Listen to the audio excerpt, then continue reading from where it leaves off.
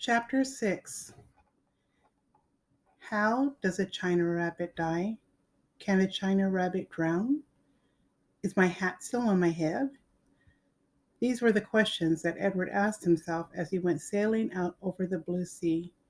The sun was high in the sky, and for what seemed to be a very long way away, Edward heard Abilene call his name. Edward! She shouted. Come back! Come back? Of all the ridiculous things to shout, thought Edward. As he tumbled ears over tail through the air, he managed to catch one last glimpse of Abilene. She was standing on the deck of the ship, holding onto the railing with one hand.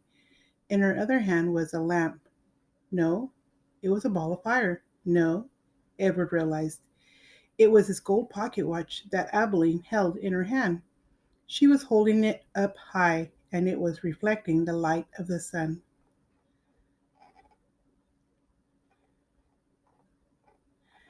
My pocket watch, he thought. I need that.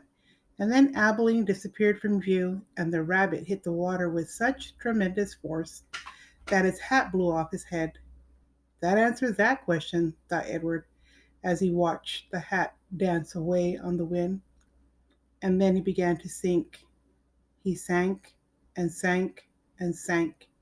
He kept his eyes open the whole time, not because he was brave, but because he had no choice.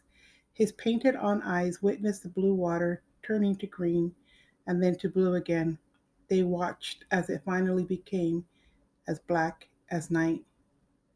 Edward went down and down. He said to himself, if I am going to drown, certainly I would have done so by now.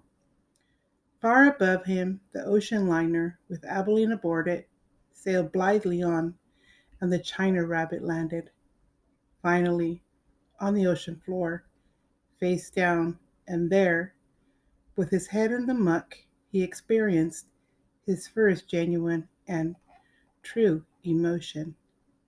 Edward Tulane was afraid.